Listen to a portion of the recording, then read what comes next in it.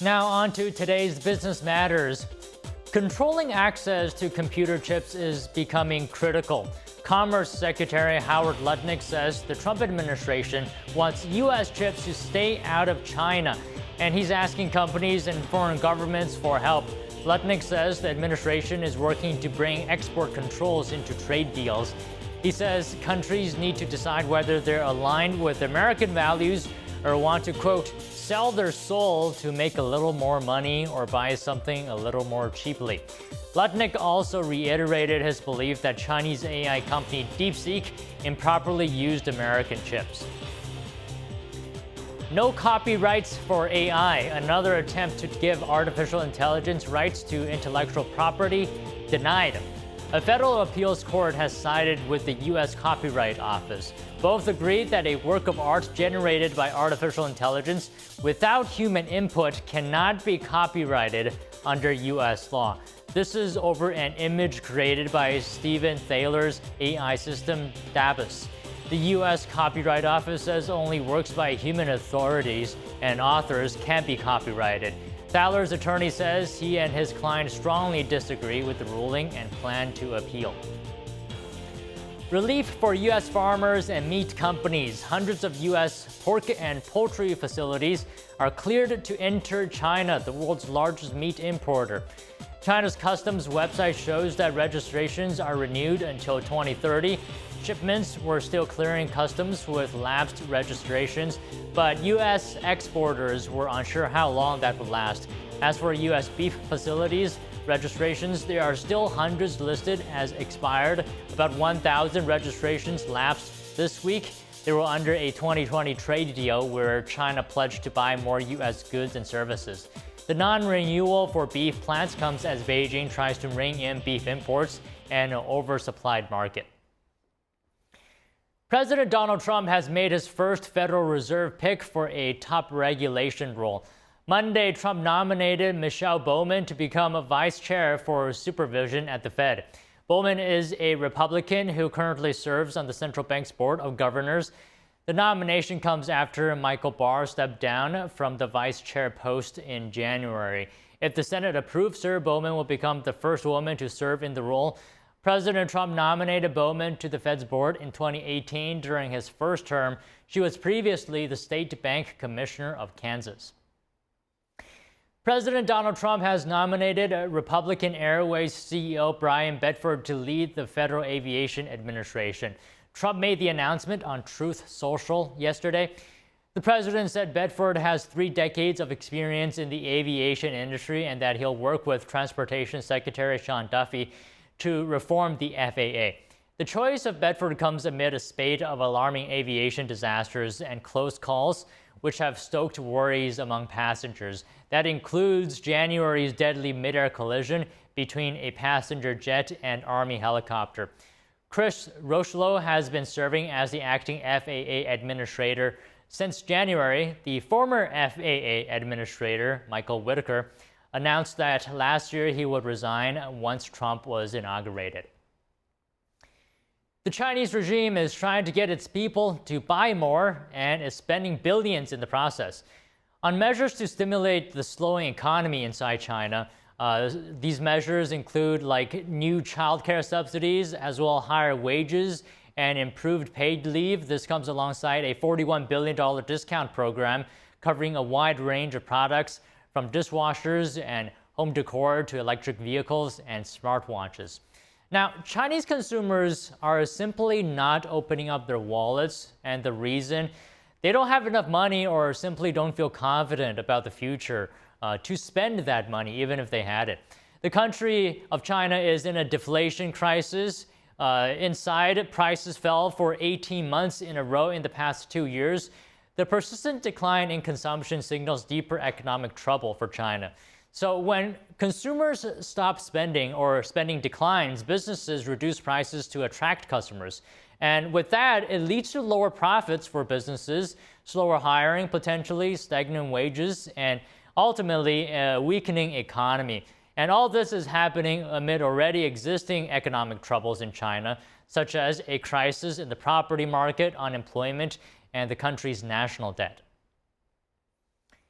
And Mazda has unveiled a lean asset strategy to reach its electrification goals. With inflation threatening to drive up costs, Japanese automaker decided to utilize partnerships and existing manufacturing to keep investments in check by using an existing production line instead of building a dedicated EV plant. The company said it would keep required investments down and cut production lead time. Mazda expects to keep its investment around $10 billion. Without the cost-saving efforts, that number is around $13 billion. Mazda plans to launch the EV in 2027. And many Audi employees will soon be looking elsewhere for employment. Audi parent Volkswagen announced it will eliminate around 7,500 positions in Germany before the end of the decade. According to the automaker's website, this move affects nearly 9% of Audi's workforce worldwide. Officials say the job cuts will save the company more than $1 billion. Audi is planning to invest nearly $9 billion into German plants to increase manufacturing of electric vehicles. And the city of Toronto in Canada is ending financial incentives for Tesla vehicles used as taxis or rideshares. The move follows trade tensions with the U.S. Drivers and owners of electric vehicles for hire currently receive discounts on licensing and renewal fees through 2029, but Tesla vehicles are now excluded. The restriction will remain until trade disputes with the U.S. are resolved. The city's mayor, Chow, said the decision specifically targets Tesla CEO Elon Musk, a top advisor to President Trump. Trump has called for Canada's annexation and imposed tariffs on Canadian goods. NTD attended the largest seafood trade show in North America over the weekend in Boston, the Seafood Expo North America. It's an event that brings together seafood professionals from around the world, exhibiting just about anything that has to do with seafood. NTD Sean Marshall has more. For 3 days, the 43rd edition of Seafood Expo North America in Boston is bringing together thousands of buyers and suppliers from around the world. It's the biggest seafood event in North America. This year's expo has participants from 51 countries. Tariffs have been a hot topic in international industries, and NTD got an opinion on tariffs from an account manager at Woods Fisheries, an American company since 1860. The interviewee represents the 6th generation of the family business. Well, since we are a domestic industry, we are hopefully going to hope that the tariffs provide us some positive impact. We struggle as Americans with imports of shrimp coming into the country. So with our fingers crossed, we will see a shift and change, and the domestic suppliers on the Gulf and the boats will get a chance to really come back as an industry. The expo is a premier place to be for the exporters, wholesalers, restaurants, supermarkets, hotels, and other retail and food service companies. Interactive demonstrations, product samplings, and networking opportunities filled the bustling Boston exhibit hall. This year's show included new exhibitors from Bahrain, Croatia, Ireland, Puerto Rico, and the United Arab Emirates, and an increased presence from countries including China, Ecuador, France, Japan, Norway, and Vietnam. Right now, we're not too worried about the tariffs. We kind of take things day by day. It's hard to predict what exactly is going to be the effect on our business, but we're confident whether there's tariffs or not that we'll be able to sell our product because we have such a fantastic, fresh product that is known worldwide. So the tariffs are not bothering us at this point. Yeah.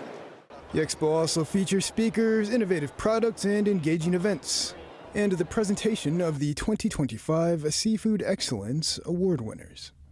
Champions.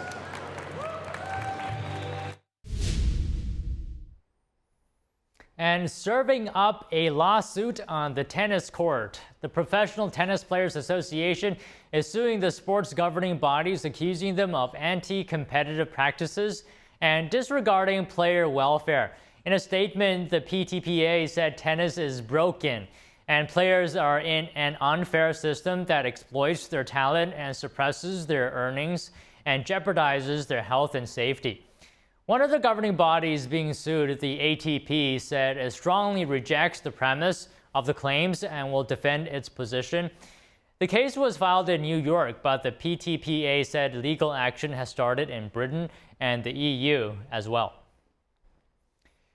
Kuneki Nagel is delivering a logistics center to the U.S.-Mexico border. The Swiss logistics group plans to open a new facility in Laredo, Texas by mid-April. This is to meet growing demand for customs support between the two countries. Kuneki Nagel said this was not in response to President Trump's trade policies. The site will also support customers planning on nearshoring. Nearshoring means manufacturing or sourcing products closer to home in order to speed up deliveries, cut costs, and avoid trade issues. Britain's Conservative Party leader warns net zero climate goals make Britain dangerously reliant on China and adds these goals can't be achieved by 2050 without reducing quality of life or bankrupting the country. This comes as the UK's net zero secretary returns from his trip to China. NTD's international correspondent Malcolm Hudson has the story. Britain's Conservative Party leader Kemi Badenoch warned that net zero makes the UK dangerously dependent on China. Net zero refers to the plan to reduce carbon emissions, such as by using renewable energy sources rather than oil and gas, or shifting to electric cars.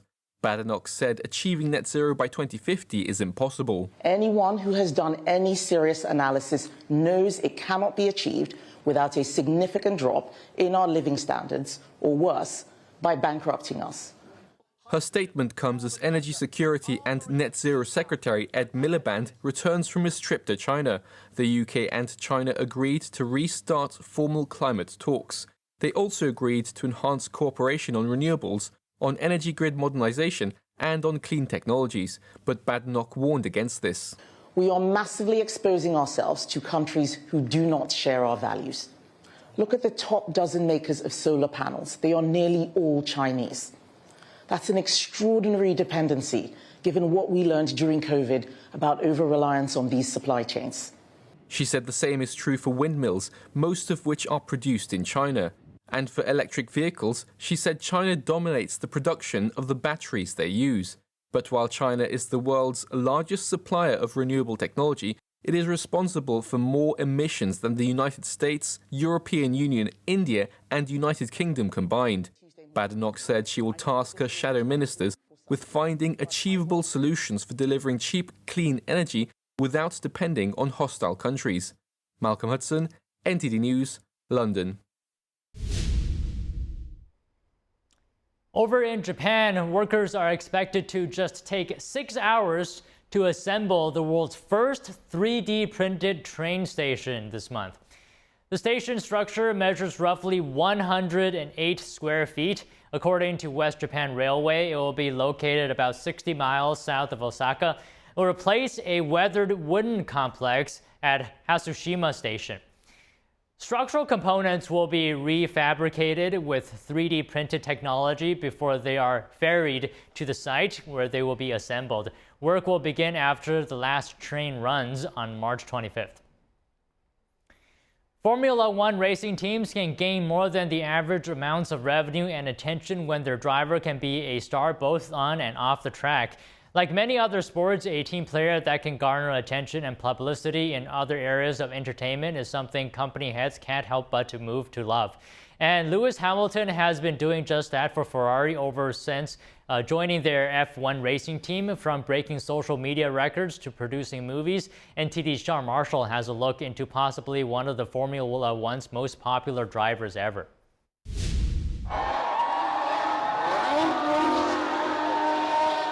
In a time when F1 racing was needing some revived attention, the Ferrari F1 racing team has found a way in bringing on Lewis Hamilton. And nobody more so than Hamilton is aware of the power of reaching an audience within and beyond the racing track. Breaking records into the world of F1 social media, Hamilton's official F1 photo of his first day at Ferrari is the most liked Instagram post in the F1 genre of all time. And a post of himself edited into a Ferrari scene in one of his favorite childhood movies, Ferris Bueller's Day Off, has attracted more than 17.5 million views in just 6 days.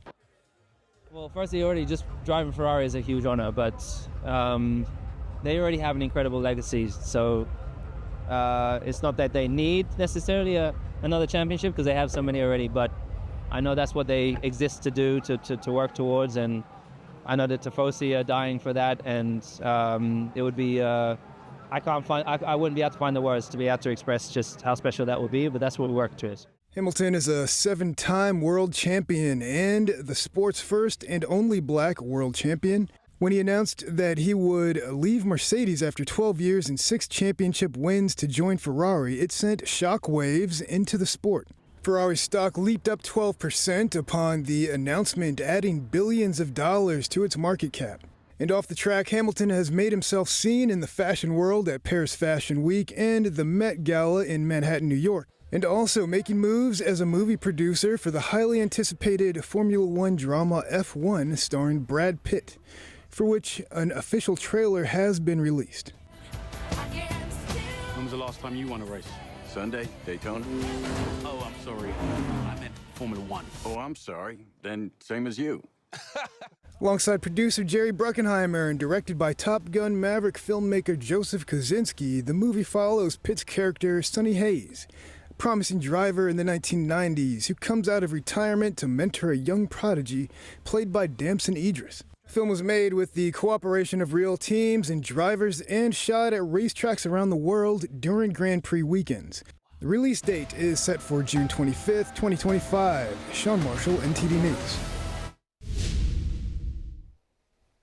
Google has made its biggest ever acquisition. The tech giant just announced a deal to buy cybersecurity firm Wiz for $32 billion. Privately held Wiz makes cybersecurity software for cloud computing. The New York-based company has enjoyed explosive growth since launching just 5 years ago. The Google Wiz deal is still subject to regulatory approval. And move over, France and Italy, a city in the U.S. has topped the list for the best food around the world. New Orleans came in at the #1 spot on Time Out's global survey. The Louisiana city is known for its diverse culinary blend of French, Spanish, Vietnamese, and African influences. New Orleans is also where you can get some of the best gumbo, jambalaya, and beignet. 93% of New Orleans locals surveyed said the city was great for restaurants and eating out. That, combined with high ratings from a panel of experts and all-around affordability, put the Big Easy at the top of the list. Bangkok, Thailand came in at #2, while Medellin, Colombia was #3. Paris came in at #9. And U.S. stocks fell today, and that's a snap of a 2-session winning streak of gains as investors exercise caution ahead of a monetary policy decision from the Federal Reserve, which is coming tomorrow, and all at the same time gauging the potential impact of President Donald Trump's tariff policies. So the Fed tomorrow will release its latest policy statement, and that's when the central bank is widely expected to actually keep interest rates unchanged, and along with its updated summary of economic projections. So markets are currently pricing in about 60 basis points of cuts from the Fed this year, although several U.S. central banks officials have cautioned against the Fed from moving too quickly on rates. And that's it for today on Business Matters.